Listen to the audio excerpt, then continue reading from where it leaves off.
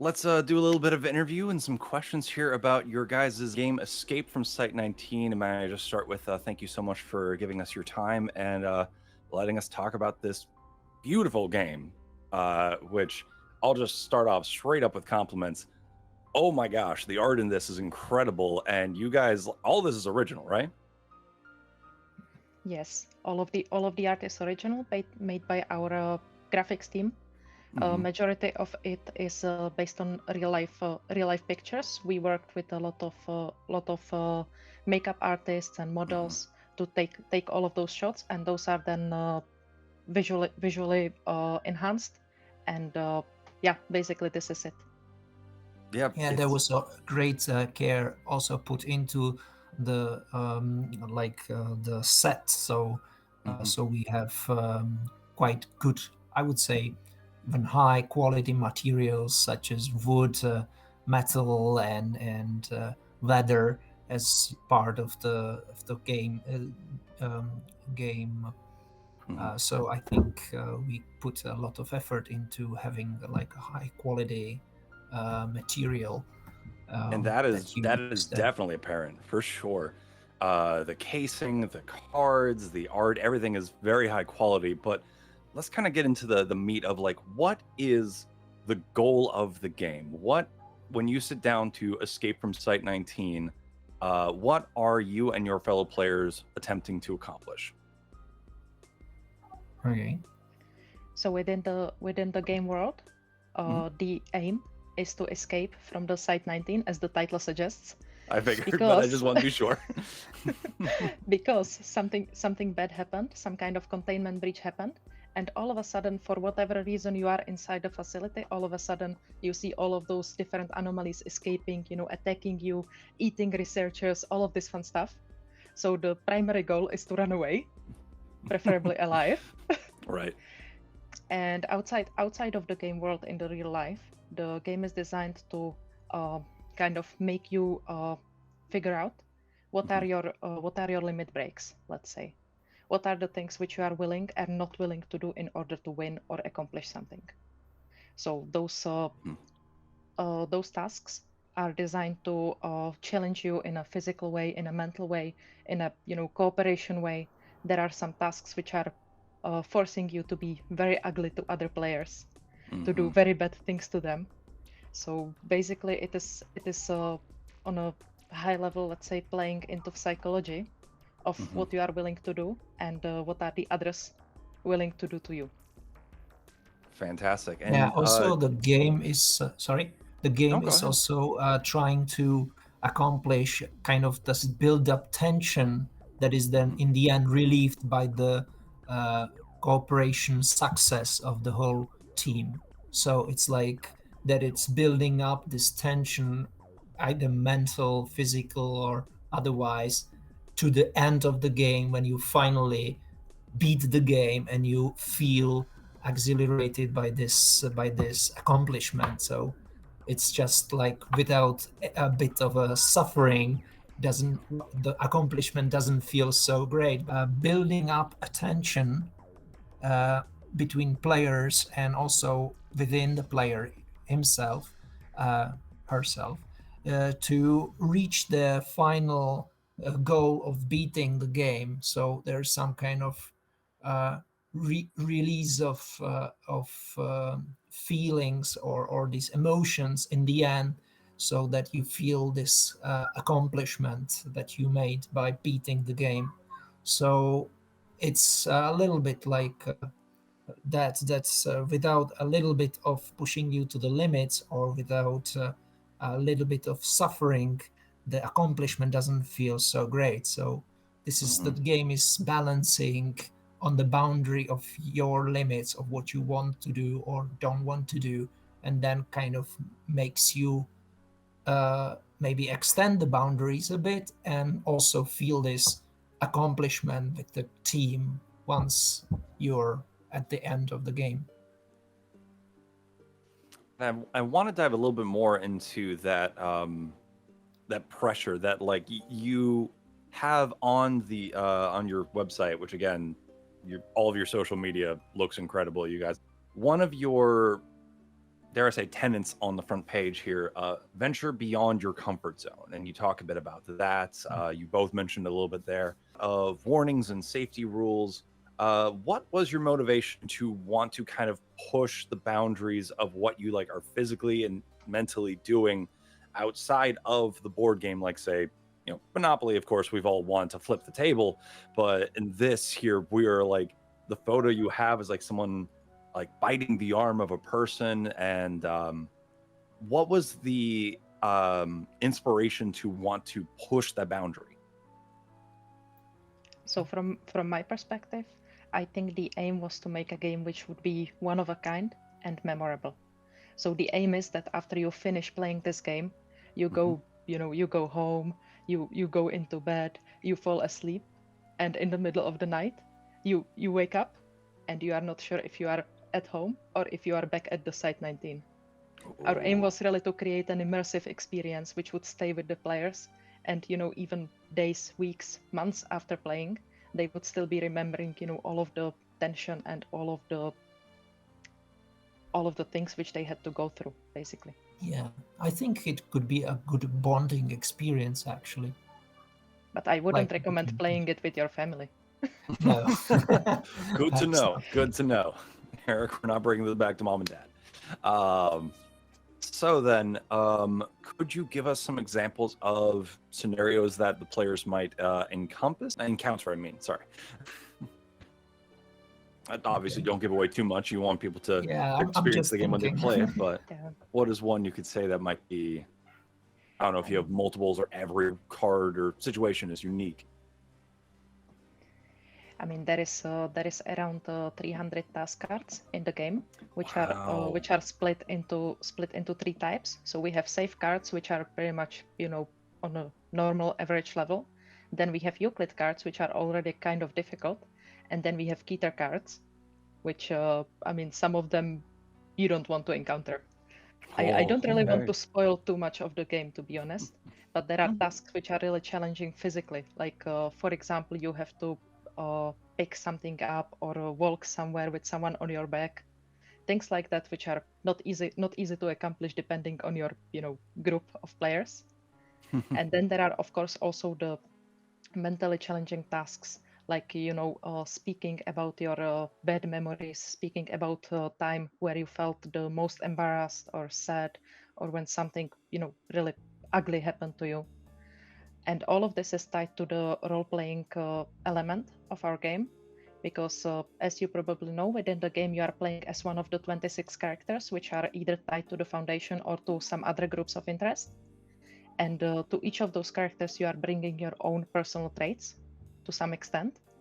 You are bringing your own personal item, and there are also some touch points within the game where you have to speak about your personal embodiment of that character, let's say. So basically, in a lot of the tasks, you are adapting your real life experience and real life memories onto the character which you are playing. Yeah, there's a big space for players who want to really get into the role-playing part of the game, and also some of these tasks that are tied to the role-playing might be found pretty difficult for players who are new to role-playing games in general, or don't prefer the role-playing part, because those can be it's for various groups of people. We tested it on many different people, and everybody finds some of the tasks difficult or easy. So some of the most difficult tasks, like I don't know, say, let's put out some intense emotion, like crying out, with in this group or something, that can be pretty hard for somebody who's introvert or something, and might be relatively easy for someone who studied acting, for example, or something. But then he might be then bad in carrying another person out of the room, say, let's say. So it's a balance such that I think everybody can find there some task or some card that is on the boundary of his comfort zone, and basically he many players who were playing this game found out, like, discovered that they have bigger limits that they thought they have. So it's also like about this exploring of what you can do actually. And one thing that is maybe quite important as well is that we were hoping to uh, put together these tasks and this atmosphere with the SCP universe. So people who knows SCP Foundation and SCP Universe will find their favorite SCP anomalies, and they can even sometimes help. It can help in their favor, like knowing the anomaly might help them in accomplishing the tasks they are given. So it's a combination of both, and well, it's playing with your fantasy. So whoever has a big imagination then can wake up 2 days later in his bed thinking he's still in the game. So that would be possible, I guess. So you mentioned people knowing their favorite SCP anomalies and stuff like that. Would you only recommend this game for people who are big fans of SCP, or if someone has not had any or little interaction with the SCP fandom and understanding what those are, would they need to do a little bit more research before playing, would you say? I don't think it is necessarily tied to already knowing the SCP Foundation. So as Peter already mentioned, we did extensive beta testing, and in those tests, really the majority of people were not knowing the Foundation at all. Great. And still there were some, of course, there were some people who ran away crying from the tests. This really happened. But Okay. then also there were groups who really liked it, who loved the experience. They even bought the game afterwards. Some of them are still playing it. So, I mean, on one side, knowing the Foundation already gives you this kind of feeling like, you know this card, I know this guy. But then on the other side, it can also serve as a very nice introduction into the SCP Foundation world. Precisely. Maybe the only thing that can be a bit different is that if you're totally unknown to the SCP world, you might find it at the beginning kind of hard to tune into the atmosphere. So if you know already the SCP Foundation, you basically can prepare your room and some music and darkness and stuff. Whereas if you don't know about it, that it will be a mysterious game with lots of kind of where's the anomalies behind my back or something kind of experience, then you might a little bit, at least maybe the first game might be for you a little bit Less different, immersive, I guess. less immersive. That's the good name Yeah. for it. Gotcha. So in relation to that, how has your experience / have you gotten any feedback, I guess, from the SCP community? Yes, Yeah, I mean we have a very active Discord channel where we are also interacting with the people who actually are playing the game. For example, we have the rules section where they can ask some additional questions around the rules, how to use some of the cards, and so on. So overall, I would say that the feedback is positive. Of course, there are also some bad experiences, but those are mostly tied to the shipping part, which is unfortunately heavily impacted by the COVID-19. So unfortunately, we had some people who were waiting for the game like 6 to 9 months because there were some mishaps on the post side and then on the USPS side, and this of course produced some unhappy people. But overall, I would say from the people who played the game and know the SCP world, the feedback was positive. Peter, what do you think? Yeah, I think so too. Also, we had a couple of our external colleagues that are from the SCP universe. Maybe Anna can name them because I don't remember their nicknames from the SCP universe. But they were participating in reviewing the cards, checking if it's in match with the with story and with the what do you call this? With the background. With the background, yes. So we had a couple of these reviewers that were really checking these cards like such. So of course we gathered all the feedback and corrected some of the cards which weren't, for example, very tied to the SCP, or were a very few, but there were some that were even contrary to the original SCP that the card is trying to describe. So yeah, that happened. I think that now we have just the positive feedback Anna is mentioning, and just little technical details like on some particular cards if they don't because as Anna mentioned also, there are 300 cards, and then there are how many, 26 characters, 26. 26 characters. So the combination of how you play the game, which cards go in which sequence, and how this will evolve if you pick another group of different characters, there's a huge combination. So sometimes this happens that we find out some kind of a combo that we weren't expecting, or some kind of solution to a task that we weren't anticipating, or that is partially breaking the game or something. But that most of these things, like I would say 99% of this, was captured luckily by the beta test. So I don't think that it's present in the game now. I would say the majority of the negative feedback is centered around the price of the game. But Yeah. like we mentioned already, I mean, we are really using high quality components, metal, leather, and wood, and it is for a reason. Of course, we could have made the game cheaper, but then all of those components you will have to use one way or another during the playthrough of the game. So we want them to last, right? Right. Even the game box you can use. If you draw a specific task card, you can even use the circular box in which the game is packed. What do you mean by that? Every component of the game is part of the game. So if you have a task, you can figure out to use this component for the task. So there are some tasks that we deliberately put there to use the components, and we don't openly say like, hey, use the box for something.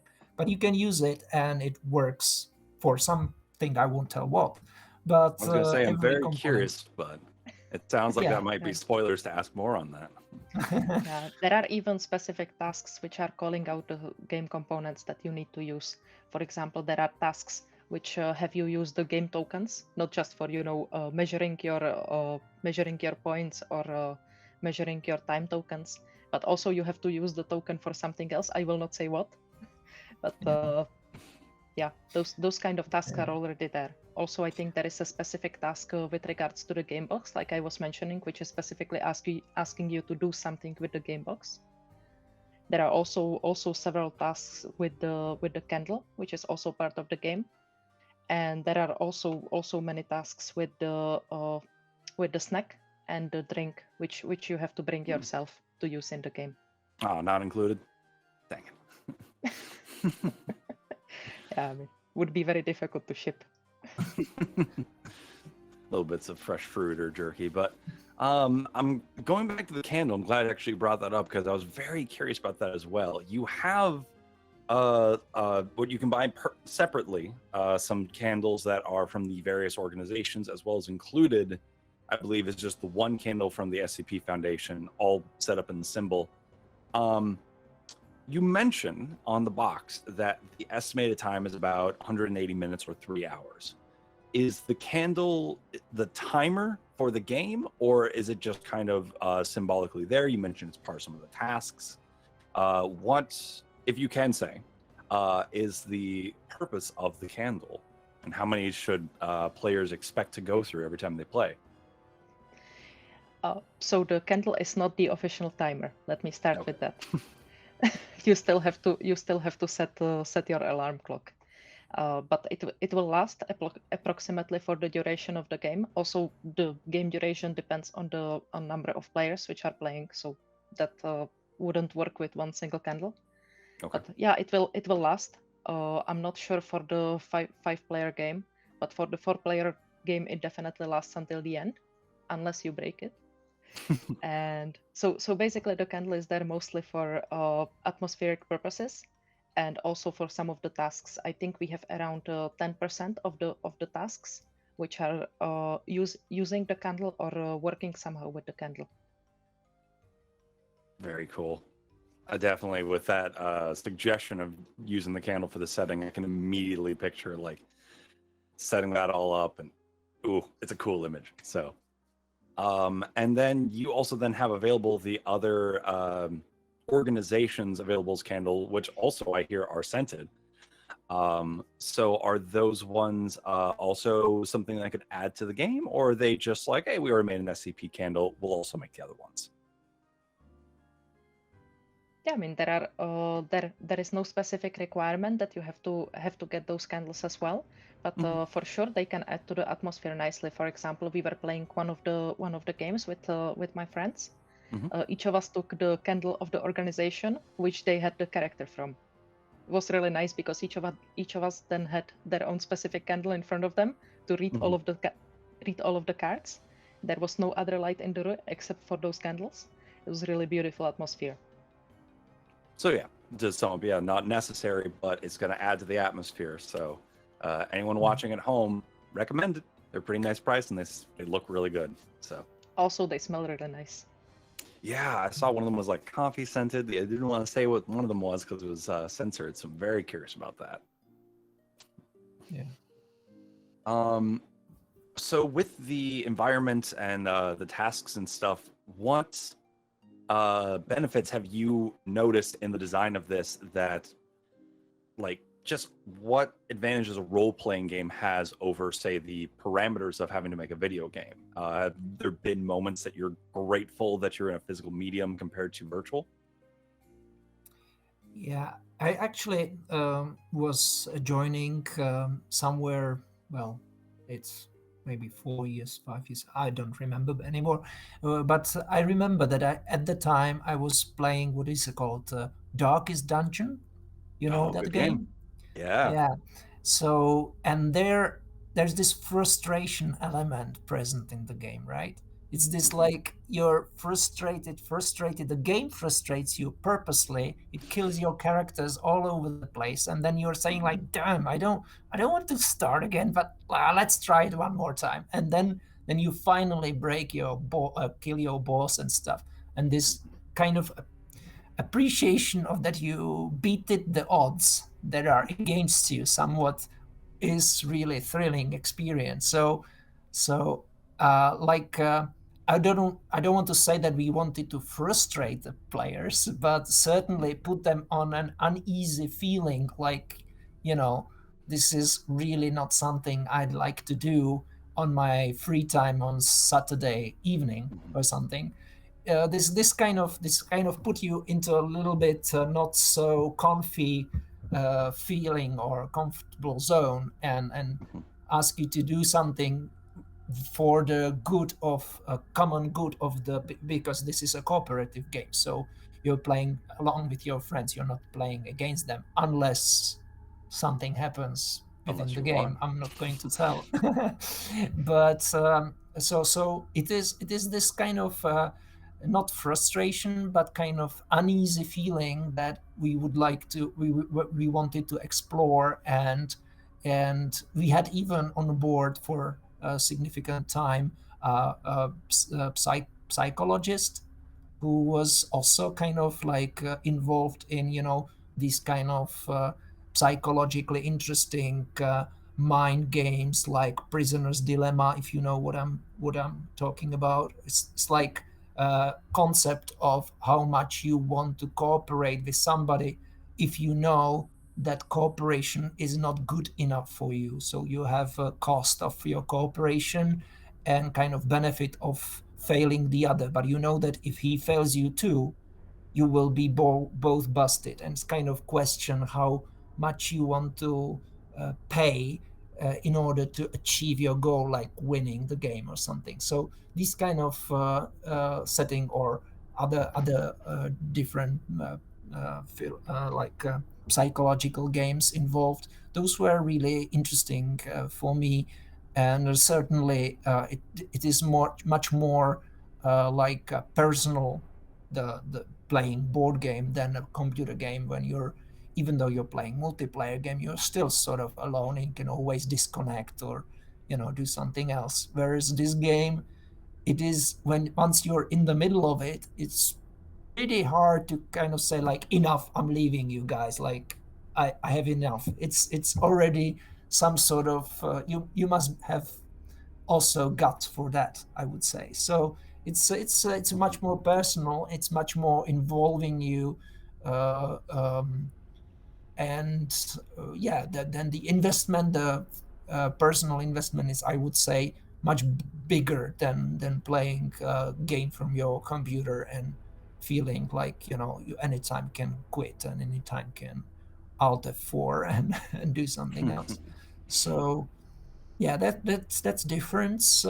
But there are some elements which are the same, like for example, the game mechanics must work such that you don't exploit them, or that they make sense, that they are not contradictory to each other. So uh, well, I am game designer for about 11 years now, so I Wow. have quite experience with RPGs and other type of games. So the cooperation within within a game, like has a similar sides. So yeah, that helped me a lot to think through how would I do it, how could I break the game and stuff. That's also very important, like to think, if you're designing a game as big as this one is, then you get introduced to a card, and you must think like, how do I break the intended use of this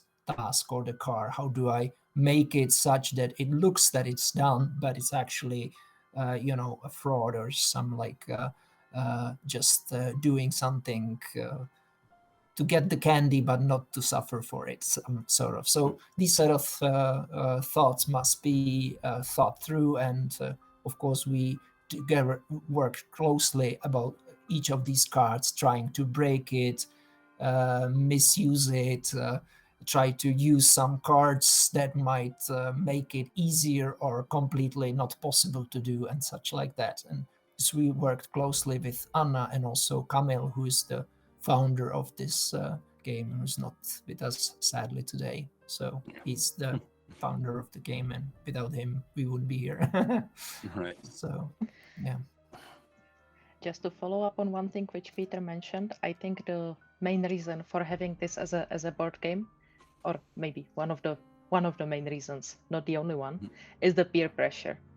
This is something which you will not see to this extent in video games, but really, imagine you are in the second half of the game, you are almost there, but you are also very close to losing completely.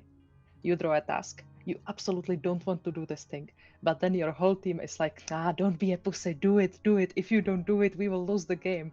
And this kind of pressure is also something which you can only have in person, and I think it adds to the tension element of the game. Yeah, and also the common accomplishment once you beat the game finally, because Exactly. it's fair to say basically that it's quite normal for players to lose the game several times first before they finally get to the end of the game and win the game. So it's not a big it's still something you should enjoy. So it's not a big issue if you fail in the middle at some point. So we had many beta tests that didn't proceed to the end of the game or stuff. So it can happen, and it's not that big deal. Actually, the ratio of successful to unsuccessful games in the beta testing was, I think, something like 1 to 9. Wow. Okay. Yeah. But that's So, that's also because a lot of the test players were seeing the rules and everything for the first time. So Sure. maybe there were also some parts which they maybe misunderstood, or they were not so clear. They spent too much time and so on. But Yeah. I can tell you, I played it around 8 or 9 times by now, and out of those 8 or 9 times, I think we won maybe 3 times, maybe. And I mean, I know the game from the top to bottom, right? Yeah. Right. It's about the memorable experience you have. It's not about actually. Well, the winning is really a sweet candy in the end, but Of course. it's still, I think you could leave after 3 hours beaten by the game and still feel some sort of accomplishment that, well, we didn't make it, but it was such close, or stuff like that. Is it a game that you all fail or win together, or is there kind of a partial victory you can have where like half the players make it out and half don't? In most of the cases, either the whole team wins or the whole team loses. Then there are some special elements, which again we don't want to spoil too much, but there are some conditions where you can win and the rest of the team loses, or vice versa. Ooh. And then, so speaking on the difficulty level, do you guys have set up any settings for like, this is the way to do it for like your first time? And if you find like, it sounds like it'd be very hard to do, but if you get like, oh, we know how to play this, we've beaten this a couple times, is there a way to increase the difficulty? The first time players, we have this recommended characters which they can start with, because each of the characters in the game will have a positive trait, a negative trait, and a special ability. And so we have basically picked some characters which should be easier to grasp and easier to play with and prepare some strategies for the first time players. But other than that, I mean, you still have to challenge the tasks, and you still have to challenge yourself to complete them. There is no way to make it easier for the first time guys, and also right now no way to make it more difficult for the experienced players.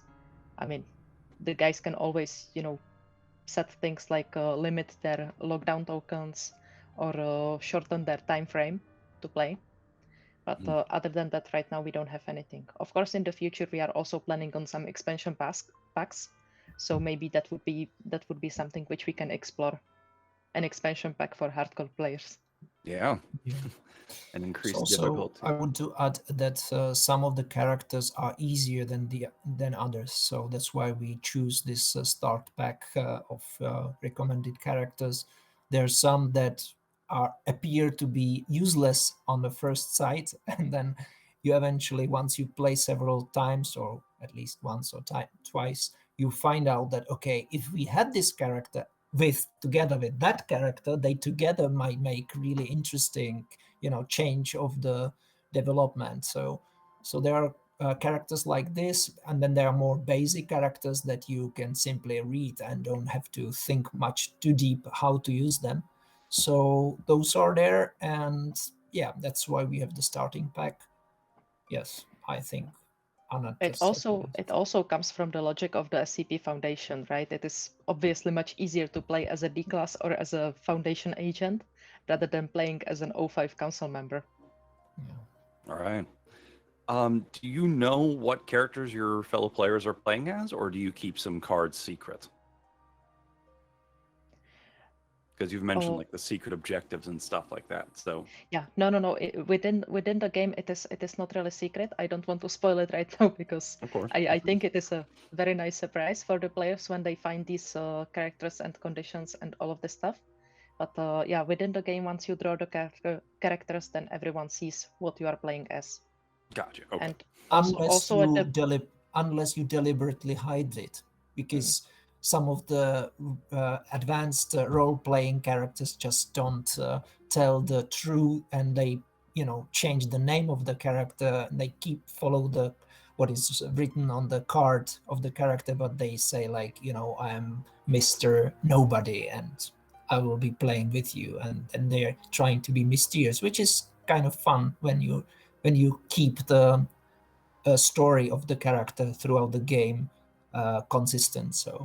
So I wouldn't discourage people do that too. So yes, it's up to I guess it's up to the player. There's not really a mention that you must say to the other players what you're playing as. So it's up to you. And then there are, as Anna said before, there are these checkpoints or places where you combine your own story with the character background story. So there is a lot of space for you to improvise and kind of figure out some kind of a blend between you and the character, or something you figure out on the fly. That's up to you. Very cool. Anna, did you more to add on that? Yeah, with regards to the checkpoints, we designed those as specific roleplay points, exactly as Peter mentioned, to really blend your own story with the character which you are playing. So there are some checkpoints which will ask really for your personal experience and your personal stories. Of course, I mean, no one is able to check it, right? If you want to make it up 100%, that's completely up to you. But we find that sometimes, you know, blending really the story of ourselves, our personal item, with the character will bring really interesting combinations. And this is also contributing to the high replayability which we are having. So in total, around 300 task cards, 26 characters. And no matter who you play with, if you play with different people, they will also have different, you know, kind of approach to the roleplay. So it's really like anytime you play it, you have completely different game. Oh yeah, no, I've played a bunch of D&D, so I know exactly how playing with different people at the table can change the experience. Exactly. Also, maybe what is worth mentioning, the final encounter, which is the SCP-001. I think we have 10 or 11 of those. 11. I think 11. Yeah, I wanted to say maybe you just good it's that you mentioned AD&D. This is kind of interesting that since very start we didn't want to add a game master role in the game, so there is no one to basically check if you're playing according to the rules or according to the tasks that are set. So it is part of the game actually to be controlled by your peers, or actually, it's up to the it's mentioned in the rules there that of course you can spoil the game for you if you just consider every task done, without truly be sure that it's done. So you can, of course, we we were thinking of how to add some rules that would prevent this, but we found out that the rules to prevent some spoiling of the game to the others, or like mis mis be mis use of the cards is maybe close to impossible to implement. So therefore we decided that it's actually a little bit more kind of democratic regime, which is that once the rest of the players decide that you are now misbehaving, they can punish you within the game mechanics, and you then are being punished throughout the some part of the game. So it's just still put back to the teamwork and how you want to affect the cooperation by you being, traitor or some or I don't Cheater. know, cheater. Yeah, cheater. That's the better word. Cheater in this game. And yeah, so since there's no game master, nobody's going to rule you out of the game. But if everybody will be negligent and everybody will say, yes, this task was done, let's move to another task, let's move, there is a warning to the game rules that you will spoil the game for yourself. So it's up to the people. And there were some beta tests which were behaving like this, that they spoil the game for themselves and they ended prematurely without not so much fun they could have if they weren't, cheating during the game. But yeah, there were some other times where the cheater got punished, and that it resulted into him trying more hard next time. So it's pretty much, it depends on who will play and how they want to play the game. Yeah, but we recommend not to cheat during this game. Yeah, you might win, but it'd be a hollow victory. So Exactly. So we're running low on the time here, so I wanted to take a little bit here at the end to talk about, excuse me, the community side of it. You said you had some beta testers and you've had a lot of great input from your Discord and everything. So you have gotten some great feedback, some testers and everything, and I'm sure that has helped phenomenally in your development of this. How did you find these people? Like, what was kind of the first step? How'd you build that community to get that resource? Oh. This may be a good question for Kamil, who is not here, who's the founder. But as far as I know, Apologies. we had a couple of people involved in exactly that, searching for the beta tests and advertisements for the testing. And first, we of course search for testers in Czech. So the first of the version was in Czech language only. So that was our first step. Then we searched for, of course, universal. Anyone could join, and it was translated in English at that time. So there were steps developing. There were some beta testers who wanted to continue, like go several times, multiple times to the test. So they were also useful. Where we grabbed basically some exchange students who were interested. It's really a mixture of people who joined the beta test. So it was a great effort from the people responsible. Out of my head, I don't remember who was it basically, but maybe Anna knows. I don't. Who was responsible it's for such a long searching. list. We can't thank every single one of them. Yeah. Yeah, I mean, there were even some beta testers who later on joined the team. Oh, Oh, no yeah. way. That's right.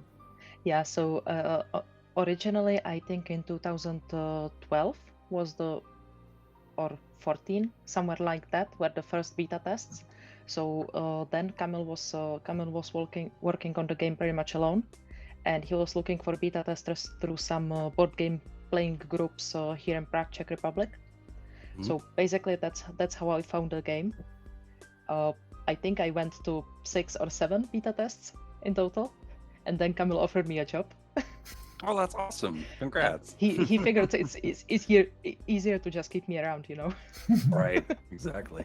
But yeah, majority of the Czech beta tests were done through this board game groups. Also, some people who were returning for the betas then brought their friends and so on. And I think in the later stages we were also looking for some English speakers. So like Peter mentioned, a lot of them were exchange students who were here. Also some guys from the board game community and so on. Question I want to ask for sure here before we go. What part of this game are you most excited for people to experience? If you can even say it, because I know there are some stuff you want people to just experience naturally in the game, but maybe a mechanic or a piece of art. I would say for me the greatest kind of experience is when they finally reach. So if you reach the end of the board of the game, like the game board, it's not yet the end of the game. There's something waiting for you over there. I'm not telling what, but so once you reach this end and you almost maybe think that it's going to end, there's this big thing waiting for you there. And so I think surprise over there and kind of expectation what it is going to be is something I always look forward when I'm playing the game or when I'm watching the beta tests, how they react on the final end game. There's an end game part there. I don't know. That's very exciting. Yeah, from my perspective, the whole game is awesome. I mean, it is amazing. It is a great experience. Of course, I'm not saying it because I contributed to it, right? But all of the tasks are great. So what I really want each of the players to experience is really to find their favorite SCP in the game and be able to have this, moment. Awesome. Well, if you are at home listening to this and you want to solve this mystery, because there's a lot of stuff you guys, you don't want to mention, you want people to experience it. So if you are at home and you're like, you are sold on this game, you're already sold on this game, you have been waiting for this game, where can people find where they can order this or get more information or follow the community? So we are selling the game through our webpage, which is escapefromsite19.com. So all of the information, as well as the game manual and all of the purchase details, can be found there. We also have a Facebook page and a Twitter page, as well as our Discord server. So if anyone wants to join the Discord server, I think that's the easiest way to get more details on the game. We are discussing really on a regular basis there with all of the fans. So even if you are just considering to buy the game, you are not 100% sold yet, the Discord server is a good place to find also people who already own it and are able to share the real life experience. We also have a profile for our game on the Board Game Geek, so you are very welcome to check it there. We already have a couple of ratings and comments, and even some official board game reviews. So very welcome to check that out. And I think that's it. Peter, do we have anything else? Any other channel? I'm not. Well, of course, we are also mentioned on the SCP Foundation website. So fantastic. They support us and we support them. So it's a good collaboration. Yeah, I don't think that Anna missed anything. No. I don't want to end this with a teaser, but if you are checking the SCP Foundation wiki page, then maybe you might want to, keep checking it. There might be something there in the future. Yeah. Ooh. And you were talking about expansion packs or stuff to come. So, like, even after you've played the game and experienced it, like, yeah, stay in the community. Sounds like there's more to come, which is always exciting. As we mentioned before, it's just that we really try to use the phenomena that are described there in the cards and in the game. So I think that if you're curious enough and it raised these tasks, you might find in the SCP Foundation webpage as articles, and those are phenomenal to my opinion. So mysterious, and you can compare your experience in the game with the phenomenon over there, and maybe you can become even a contributor of SCP universe yourself. Who knows? So yeah, this is an interesting way to further explore. For sure. Well, with that, let's conclude this interview. Peter, Anna, thank you so much for your time. Thank you for this incredible game that you've both contributed towards building, and I'm very excited to play it myself. Okay, thanks you, Kyle. Thank you. Thank you. Thank you, Bye guys. bye. It was great talking to you.